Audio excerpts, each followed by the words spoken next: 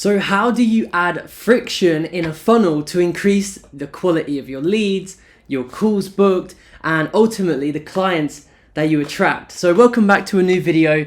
Coaches, if you're new to the channel, my name is Josh. I am the funnels guy behind the multi-6 and 7-figure coaches in this universe. And in today's video, I'm going to introduce a concept that most people overlook. And within the world of funnels, there's a big misconception. So most people, when they first hear the word funnels, right, and don't worry, we're going to get to the magic notepad of dreams in a minute, but most people, when they think of funnels, are thinking of it from a perspective of, if I set up a funnel, it's going to get like a huge influx of leads. It's going to like instantly 10x my leads. It's going to bring in 30 calls booked in the next week. And that's completely backwards thinking, and I'll tell you why. The problem with this is, if you was to say book 30 calls in a month, what would be the point if none of them turned up? Well, you might be saying, all right, well, what if they did turn up? Okay, what if none of them brought from you because they actually had no money, they weren't qualified enough, and they weren't right for your product, and they just couldn't like fathom even paying your price? There is this thing called, and I've talked about this on my channel a little bit, but I want to go over it again, and then I'll get into this one. It's the quality quantity pendulum. So we talk about this a lot, right? Up here is quality, up here is quantity. Now, a lot of people, when they're running funnels, are focused on quantity. And what this means is they'll try and get as many leads, as many calls, and as many like clicks on their ad.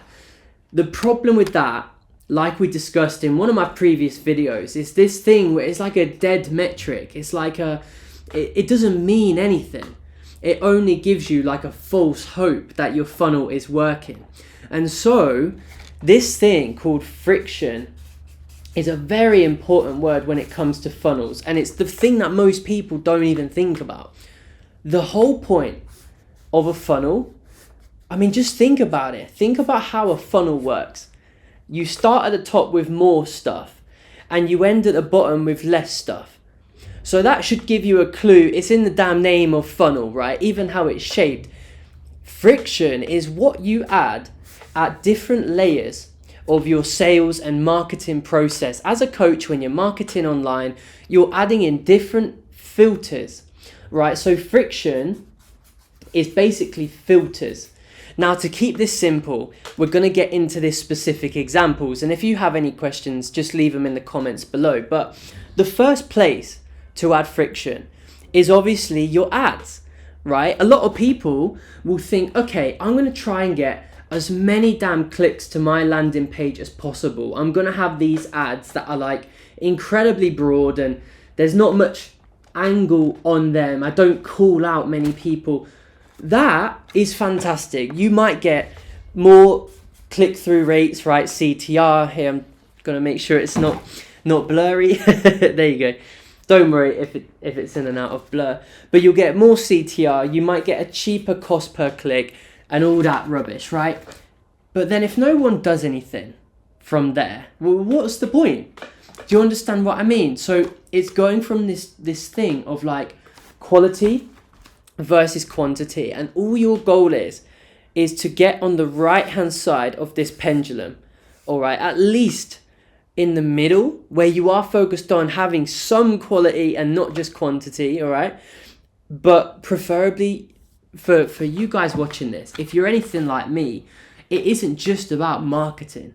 We can all do that, but it's about marketing with meaning, with freedom, to the point where we can actually buy back our time and we can increase the quality of who comes through our funnel. And ultimately that gives us more freedom, it gives us more joy, because you ain't getting on sales calls with bad fit who can't afford it and can't be bothered. You're literally taking calls through, let's just say, a high ticket application funnel.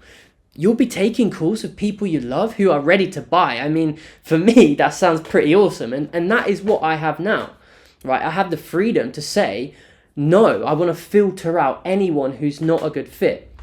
Now, when you're starting out, you might not need as much friction. But place number one is your ads. Who are you calling out? So make sure you're actually directing your ads and using the copy, especially the first sentence, right, to call out the right type of person. From there, well, every page, and this goes for any funnel, all right? Whatever page you send them to, it's going to have a button.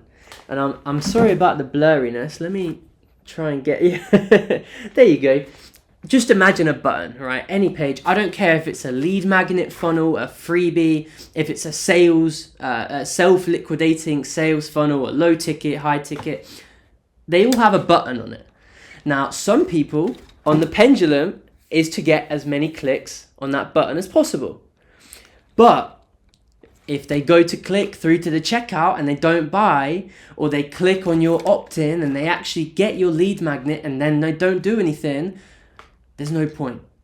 Who understands? If they apply for a sales call with you about your high ticket coaching and they don't book, what's the point?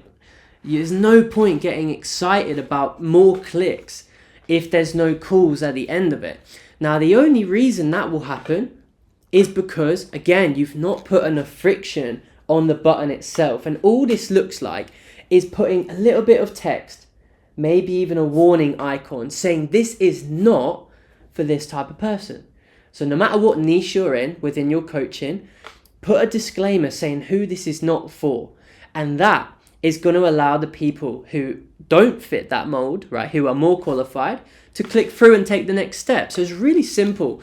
Adding these layers of friction is like a sentence here, a sentence there.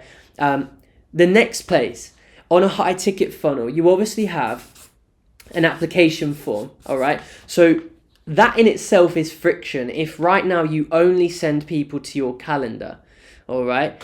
Having an application form will make sure people are filling out questions and telling you about their situation before they can even book in a call.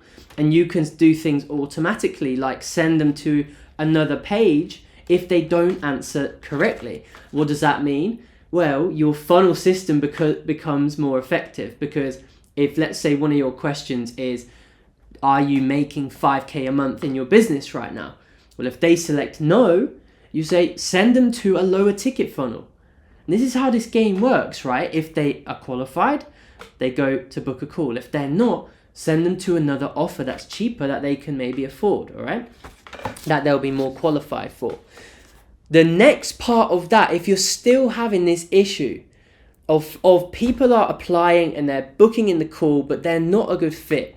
This is actually one of the challenges my client has been having in the past month before we actually worked together. It is the calls are with beginners, and she doesn't work with beginners. So the first thing I did is say, all right, let's not worry about these pretty metrics like opt-ins and calls booked. If the calls are rubbish, there's no point having them, right?